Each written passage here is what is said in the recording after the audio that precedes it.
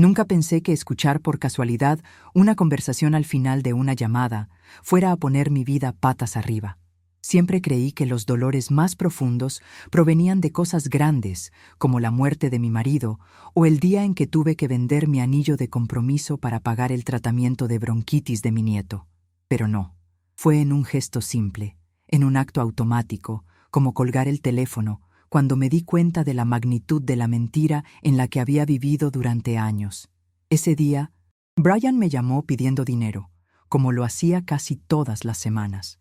Dijo que Mason había roto su celular, que Kelly estaba desesperada porque el niño necesitaba estudiar. Su voz sonaba angustiada, casi llorosa, y yo, como una tonta, le dije que sí, que transferiría antes del almuerzo. Pero cuando él creyó que la llamada había terminado, no terminó, y fue entonces cuando todo cambió. Lo primero que escuché fue la risa de Kelly, una risa burlona, seca, que me erizó la piel. Luego vino la voz de Brian diciendo, «Listo, la vieja cayó otra vez». Y entonces Mason añadió entre carcajadas, «Esa debería llamarse cajero automático. Solo pides y suelta la plata». Me quedé allí, con el teléfono aún en la mano, sintiendo cómo la sangre se iba de mi rostro. Fue como si me hubieran empujado desde un precipicio y yo estuviera cayendo sin nada a qué aferrarme. Me quedé paralizada unos segundos, tal vez minutos. Eso no era solo una traición, era un escarnio, un burla a toda mi existencia, a todo, lo que di, a lo que sacrifiqué, al amor que ofrecí. Era como si todo mi esfuerzo se hubiera convertido en una broma. Y en ese instante entendí que nada volvería a ser igual. Colgué el teléfono con las manos temblando. Fui a la cocina, me senté en la silla de siempre, la que está junto a la ventana, y me quedé mirando la pared como quien espera una respuesta. En mi cabeza, todo empezó a reproducirse como una película mala. El día que vendí parte de las joyas de mi madre para pagar la universidad, de Brian, las veces que dejé de comprar mis medicinas para costear las fiestas de cumpleaños de Mason, el invierno que pasé sin calefactor porque su factura de luz estaba atrasada, y yo pensando que hacía todo eso por amor, por deber, por ser madre. Ahora parecía que para ellos yo era solo una herramienta, un bolsillo sin fondo, y lo peor, una idiota que merecía ser usada. En ese momento no lloré, creo que ni siquiera pude. Había un vacío tan grande que parecía que ni las lágrimas podían nacer. Fui a mi cuarto. Cogí una vieja agenda y empecé a anotar todo lo que recordaba haber pagado en los últimos años. Colegios, coche, plan de salud, alquiler cuando Brian perdió su empleo, los muebles de la casa nueva, hasta los juguetes caros que Mason recibía de parte de Papá Noel, pero que yo financiaba. Al escribir todo eso, me sentí una extraña en mi propia vida. Era como si estuviera leyendo la historia de otra persona. Una mujer buena, sí, pero completamente dejada de lado, convertida en tonta por quienes más amaba. A la mañana siguiente, me levanté más temprano de lo normal. Desperté con esa opresión en el pecho que uno siente cuando algo dentro de ti cambia para siempre. No hice café. No encendí la televisión. Me quedé sentada al borde de la cama mirando el armario cerrado, tratando de entender cómo había permitido que eso sucediera tanto tiempo. Era como si hubiera pasado toda mi vida sembrando en un terreno que no me pertenecía. Todo lo que hice por ellos, cada sacrificio, fue en nombre de un amor que, ahora lo veía, era solo mío. Ellos nunca retribuyeron, nunca me cuidaron, y cuando no podían usarme, simplemente desaparecían. Decidí que ya no seguiría así. No armaría un escándalo ni buscaría pelea. Simplemente lo cambiaría todo en silencio. Lo primero que hice fue salir de los grupos de WhatsApp de la familia. Uno de ellos era solo yo, Brian, Kelly y Mason. Me fui sin decir nada. Luego fui al banco. Pedí cancelar las transferencias programadas que hacía mensualmente a Brian. Él las llamaba ayuda fija, pero en el fondo era un salario que yo pagaba para seguir siendo llamada madre. Las cancelaron al instante. Salí de allí ligera, pero a la vez con un nudo en la garganta. Dolió mucho, pero sabía que si no lo hacía en ese momento, nunca lo lograría. Volví a casa con una extraña mezcla de alivio y duelo. Era como si hubiera enterrado a alguien que aún estaba vivo. Me senté en el balcón con un cuaderno en el regazo y empecé a pensar en lo que más necesitaba hacer. Recordé que Brian aún tenía acceso a una cuenta conjunta que yo mantenía desde cuando él estaba con el nombre en la lista negra y necesitaba pagar el financiamiento del coche. Entré en la aplicación del banco, solicité el cierre de esa cuenta y abrí una nueva solo a mi nombre. También cambié mis contraseñas, bloqueé la tarjeta antigua y pedí otra. Cada una de esas pequeñas acciones era como cortar un hilo de una telaraña que me había atrapado durante décadas. Esa tarde, recibí 3 llamadas perdidas de Brian. No contesté. Me envió un mensaje preguntando por qué había salido del grupo familiar. No respondí. Por primera vez en mucho tiempo, me permití no dar explicaciones, porque siempre me justificaba, siempre me explicaba, siempre quería que entendieran mi lado, mi corazón, pero esta vez, no. Esta vez necesitaba elegirme a mí misma sin rendir cuentas a nadie. Y no fue fácil. Todo mi cuerpo dolía. Era como si hubiera salido de una guerra que nadie vio. Amé. La mañana siguiente, temprano, fui al notario. Ya había decidido que cambiaría mi testamento. Durante años, lo había dejado todo a Brian. La casa, los ahorros, los pocos bienes que guardé con tanto esfuerzo. Me decía a mí misma que era lo correcto, que él era mi único hijo, que necesitaba seguridad. Pero después de lo que escuché en esa llamada, quedó claro que solo esperaba el momento en que yo ya no estuviera para quedarse con todo. Llegué al notario con las manos frías, pero con la decisión ardiente en el pecho. Expliqué al empleado lo que quería. Me derivaron a una abogada y allí mismo reescribí el destino de lo que había construido. Dejé la casa a una institución que atiende a mujeres mayores en situación de abandono. Creé una pequeña beca con el nombre de mi marido, Otavio, dirigida a mujeres mayores de 60 años que desean volver a estudiar. Él siempre decía que la educación daba dignidad, y yo sabía que estaría feliz con esa causa. Mientras firmaba los documentos, sentí caer una lágrima. No era de tristeza, era un llanto suave, contenido, de alguien que, incluso después de todo, aún tenía amor dentro, pero ahora un amor que finalmente regresaba a mí. Cuando salí del notario, fui directo a casa de Helen, mi vecina de puerta desde hace casi 20 años. Ella siempre había sido una presencia discreta pero constante, de esas que te traen un pedazo de pastel cuando notan que no sales de casa en un día. Nunca le conté nada sobre las humillaciones que viví, pero ese día no. Pude contenerme. Me senté en su sofá y, sin poder evitarlo, rompí a llorar.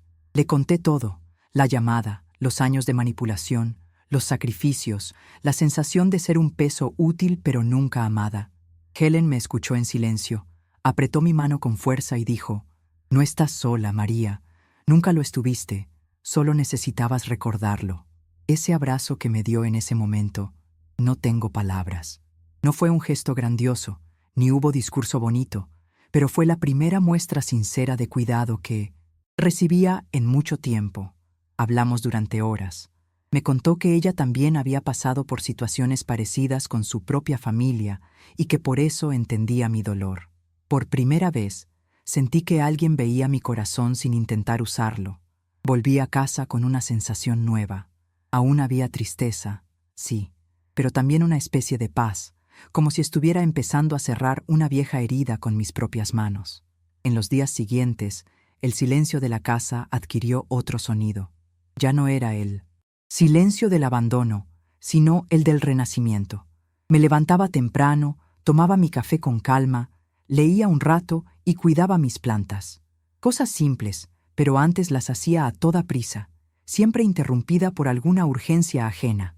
La soledad, que solía doler como una ausencia cruel, empezó a convertirse en un espacio de respiro. Empecé a redescubrir el placer de cuidarme, de cocinar solo lo que me gustaba, de ver los programas que quería sin tener que cambiar de canal porque alguien se quejara. Pequeños detalles que, durante mucho tiempo, dejé de lado. Claro que hubo recaídas. Hubo noches en las que me encontraba releyendo mensajes antiguos de Brian, sobre todo aquellos en los que me llamaba mi viejita del corazón. Dolía darme cuenta de que hasta eso era un acto, Dolía ver que las palabras dulces venían con segundas intenciones, que cada «te amo» era un anzuelo para otra transferencia. Pero cada vez que la nostalgia venía con fuerza, respiraba hondo y recordaba el sonido de la risa de Kelly burlándose de mí. Esa risa se convirtió en mi recordatorio. Un recordatorio duro, pero necesario, de que el amor no se mendiga, que el respeto no se compra con facturas pagadas. Una mañana, decidí abrir una caja antigua que guardaba al fondo del armario. Era una caja de cartón llena de cosas que uno no quiere ver con frecuencia. Dentro había cartas de Otavio, mi marido, fotos antiguas, recuerdos de nuestros inicios juntos. Saqué una carta que me escribió en nuestro 20º aniversario, de bodas. Decía que yo era el corazón de la casa, que sin mí todo perdería el rumbo. Lloré al leerla, no de tristeza, sino al darme cuenta de cuánto me había perdido al intentar mantener viva esa casa para personas que nunca me valoraron. Otavio siempre lo valoró. Y fue en ese recuerdo que encontré fuerzas para avanzar. En esa misma mañana decidí que haría algo con su nombre, algo para dejar una huella bonita como la que él dejó en mí. Empecé a esbozar la idea de la beca de estudios. Apunté todo en un cuaderno viejo. El perfil de las mujeres que quería ayudar, los requisitos mínimos, el tipo de cursos a financiar. Yo no sabía mucho de trámites, pero comprendí que era viable. Saber que aún tenía dentro de mí ese deseo de construir algo bueno, incluso después de tanto dolor, me llenó de esperanza. Esperanza de que todavía podía ser útil, pero de una manera que no me anulara. Unos días después, fui a una universidad comunitaria del barrio. Hablé con una trabajadora social y le compartí mi idea de la beca. Me escuchó con atención, apuntó todo y me aseguró que era factible. Con un pequeño fondo inicial y la formalización ante notario, podríamos empezar con 1 o 2 becarias por semestre. Volví a casa sintiendo algo que no sentía hace mucho: utilidad verdadera. No esa utilidad de ser usada, sino de marcar la diferencia genuinamente. Pasé el resto de la tarde organizando papeles, separando documentos y pensando en nombres para la beca. Terminé eligiendo Proyecto Doña Otavia, en homenaje a Otavio y a mí misma, porque al final todo lo construimos juntos. Ese mismo día recibí una llamada de Brian. No contesté. Dejó un buzón de voz. Su tono estaba irritado, preguntando por qué habían cesado los depósitos, por qué estaba haciendo dramas. Dijo que si seguía así, acabaría sola. Me reí en silencio, con una risa triste, porque comprendí que él realmente no entendía nada. Seguía creyendo que podía manipularme con el miedo a la soledad, pero yo ya no tenía miedo. La soledad es vivir rodeada de gente que solo te ve como un número. La paz es liberarte de eso. Y, por primera vez en mucho tiempo, tenía paz. A la semana siguiente, corté el último lazo que me ataba a ellos. Cancelé una póliza de seguro de vida en la que Brian era beneficiario. Era una póliza vieja, contratada cuando él aún era adolescente. Llamé a la aseguradora, expliqué la situación y en pocos días todo quedó resuelto. Ahora, la institución que administraría el proyecto Dona Otavia era la beneficiaria. Sé que algunos podrían llamar a eso venganza, pero no lo era.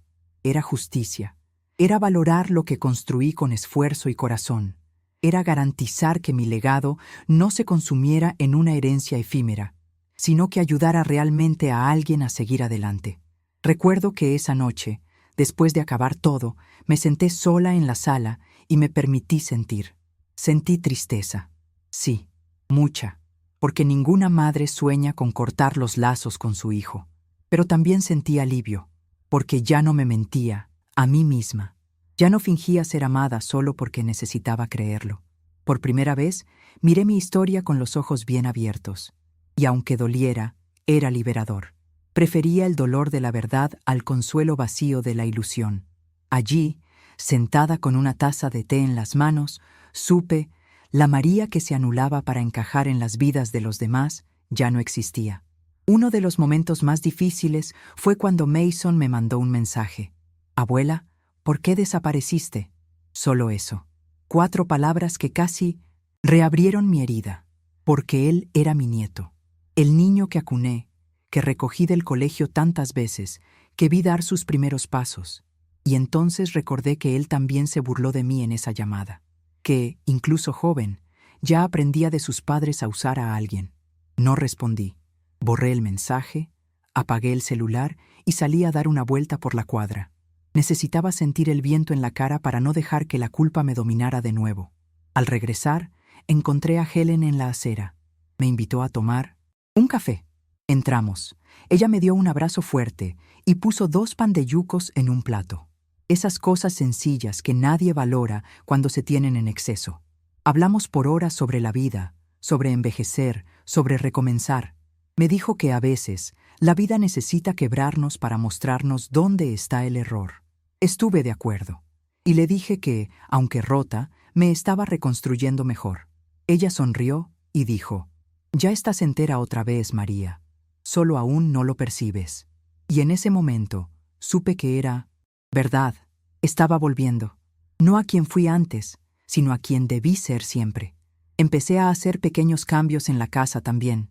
Cambié las cortinas de la sala, colgué un cuadro nuevo en el pasillo, desmonté una estantería llena de recuerdos que solo me traían dolor. Doné ropa, juguetes antiguos, todo lo que me ataba al rol de proveedora eterna. Me aseguré de que el cuarto de invitados pareciera realmente un cuarto de invitados, no el cuarto de Mason. Era simbólico, pero necesario. Cada cambio en ese espacio era una confirmación de que la casa volvía a ser mía. No solo en nombre, sino en presencia. Por primera vez, podía andar por los pasillos sin sentir que invadía el espacio de alguien que ni siquiera vivía allí. En el fondo sabía que intentarían volver. No por mí, sino por lo que representaba. Y no tardaron. Unos días después, Kelly me llamó. Contesté solo porque era un número desconocido. Empezó con ese tono empalagoso, diciendo que la extrañaban, que Mason preguntaba por mí, que querían visitarme. La escuché en silencio. Cuando terminó de hablar, solo dije: «Ya no soy la misma, Kelly». Intentó reír, pensando que bromeaba, pero yo concluí: «No necesito que vengan, estoy bien». Y colgué. No grité, no lloré, no temblé. Solo reafirmé lo que ya no permitiría más. Después de esa llamada, desaparecieron completamente. Ni un mensaje, ni una llamada, ni nada. Confieso que al principio fue un silencio pesado. Uno se acostumbra a las migajas, y cuando dejan de llegar, siente hambre, aunque sepa que nunca alimentaron de verdad. Pero con el tiempo, ese silencio se convirtió en alivio, un espacio en blanco donde podía construir lo que quisiera. Empecé a participar en un club de lectura en la biblioteca del barrio. Fue curioso asistir como lectora, después de haber sido bibliotecaria toda la vida. Pero me hizo bien conversar con gente nueva, reír de cosas simples, escuchar historias distintas a la mía. Un día, una señora del grupo, doña Yolanda, me preguntó por qué prestaba tanta atención a las historias de Renacimiento. Guardé silencio unos segundos y respondí: «Porque estoy tratando de escribir la mía». Ella sonrió, apretó mi hombro y dijo: «Ya la empezaste, querida». Y supe que era cierto. Allí, rodeada de mujeres con cicatrices propias, me sentía acogida. Nadie me veía como la madre de Brian o la abuela de Mason. Era simplemente María, y eso, para mí, en ese momento de la vida, era todo lo que necesitaba ser. Una de esas tardes, de regreso del Vino Scientific Club, pasé frente a la escuela donde Mason estudiaba cuando era pequeño. Me quedé parada al otro lado de la calle, observando. Recordé los días que lo llevaba de la mano, con su mochila a la espalda y esa sonrisa desdentada.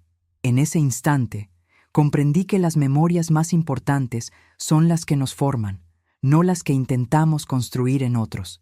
Y supe de verdad. Di lo mejor de mí. Y aún así, no fui suficiente para ellos. Pero sí lo era para mí misma. Esa certeza creció en mi interior con una fuerza extraña, pero hermosa. Volví a casa con la cabeza erguida, como quien lleva un secreto bueno en el pecho. Empecé a permitirme pequeños lujos que antes consideraba un derroche. Me compré un chal nuevo, mandé a hacer gafas con una montura más ligera, probé un pastel de limón que siempre me había parecido caro. Cosas insignificantes para muchos, pero para mí, afirmaciones de que estaba viva y que merecía más que solo sobrevivir.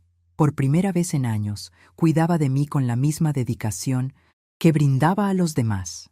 Un día, sentada en el balcón con un cuaderno en el regazo, comencé a escribir una carta. No era para Brian, ni para Kelly, ni para Mason. Era para mí.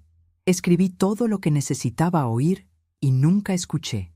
Escribí que era fuerte, incluso cuando dudé, que merecía amor, incluso cuando solo recibí exigencias, que mi bondad no fue un error, sino lo más hermoso de mí.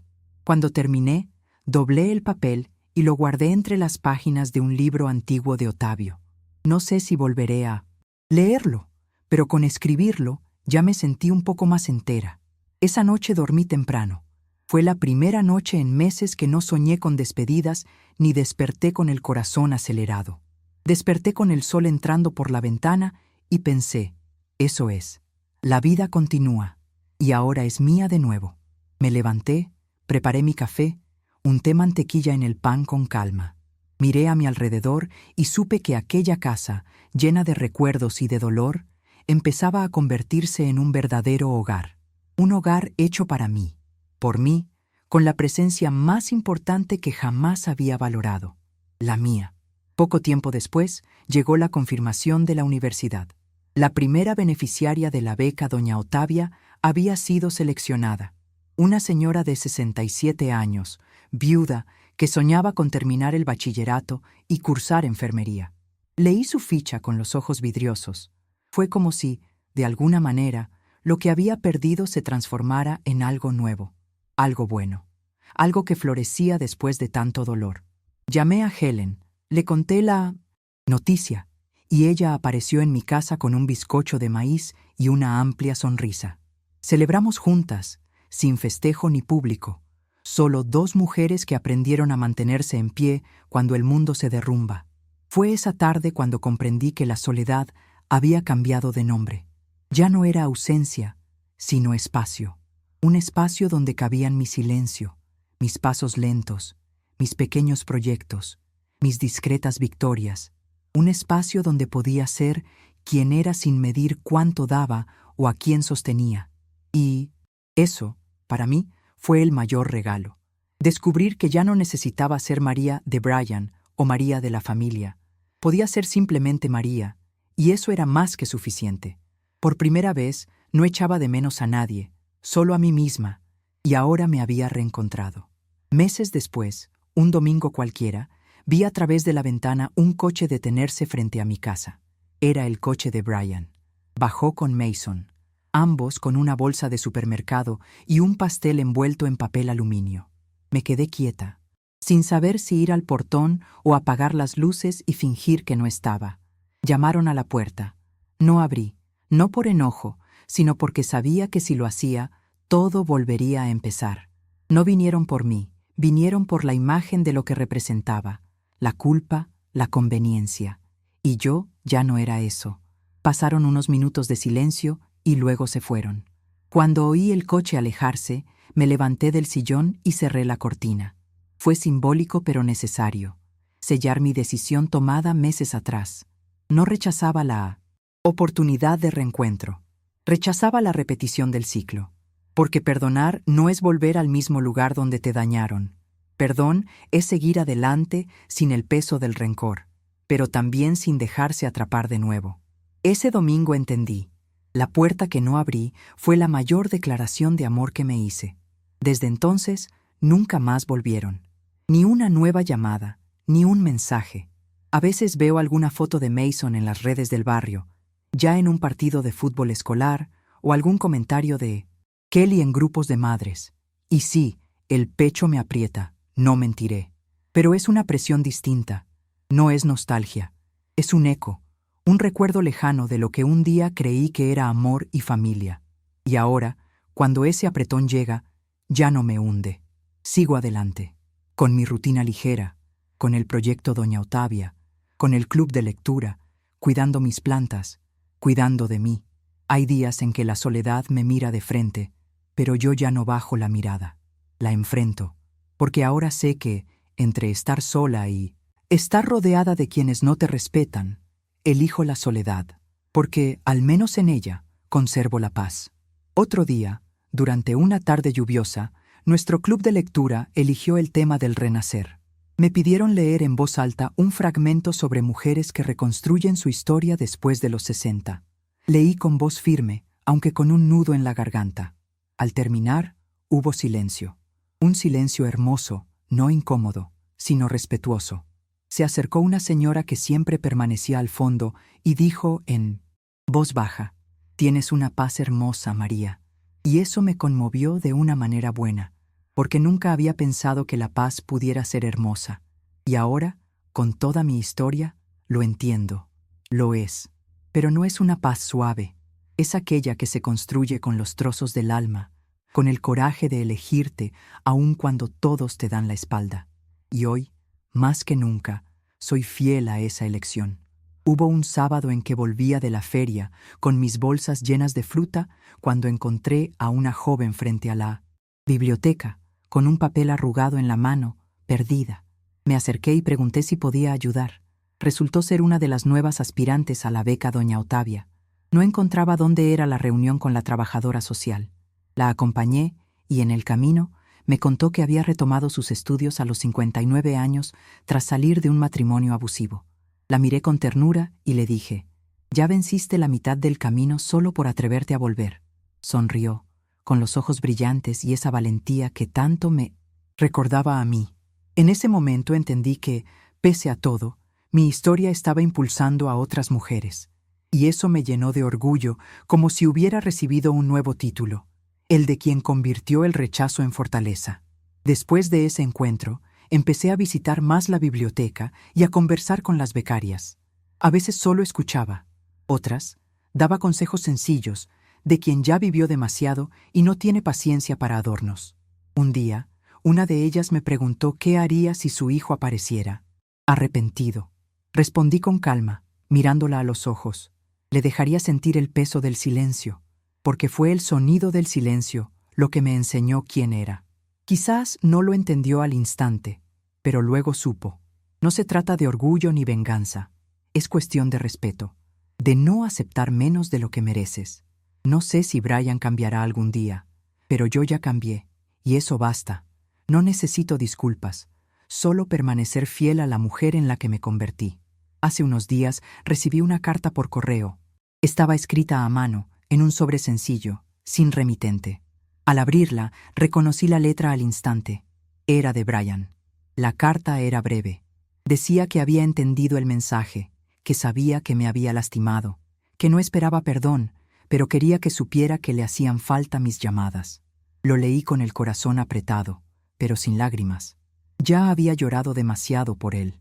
Guardé la carta en un libro, no para olvidar, sino para recordar que las palabras solo valen cuando van de la mano con un cambio real. Y no vi cambio, solo culpa.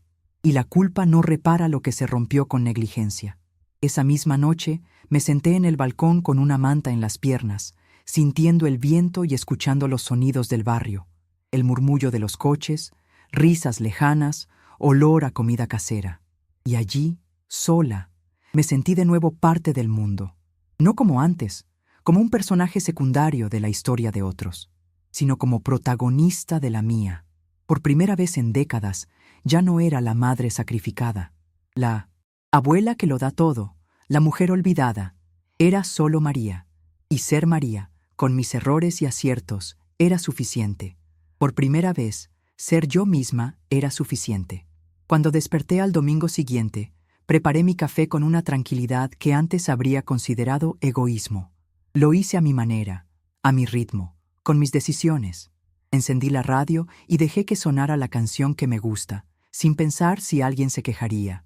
Mientras bebía mi café, miré el portarretrato de Otavio y sonreí, porque sé que él estaría orgulloso de ver que, aún herida, elegí vivir. No solo sobrevivir, vivir. Hay una gran diferencia, y me llevó toda una vida entenderlo. Ahora sí lo entiendo. Esa tarde abrí las puertas de mi casa para recibir a 2 amigas del club de lectura.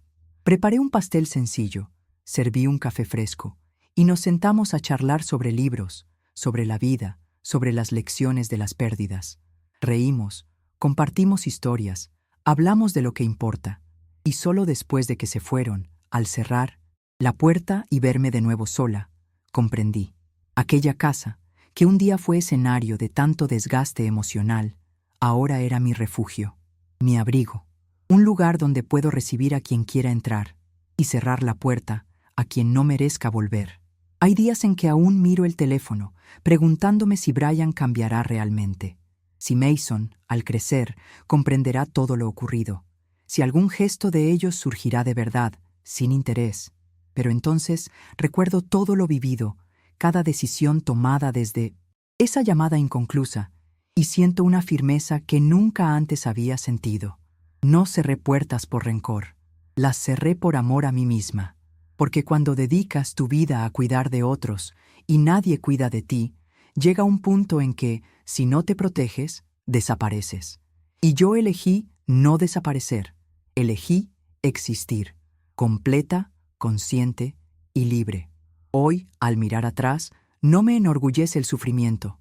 No romantizo lo vivido ni digo que lo repetiría. Pero algo aprendí en este proceso. Nunca es tarde para poner límites. Nunca es tarde para cambiar el rumbo. Nunca es tarde para elegirte, incluso cuando todos renuncian a ti. Aquella tarde en que no abrí la puerta a mi hijo fue el mismo domingo en que abrí otra, la que me devolvió a mí. Y desde entonces sigo este camino, paso a paso, con nostalgia, con recuerdos, pero también con paz. Si hoy estoy aquí contándolo, es solo para decir que vale la pena. Siempre vale. Elegirse nunca es un error, es un renacimiento.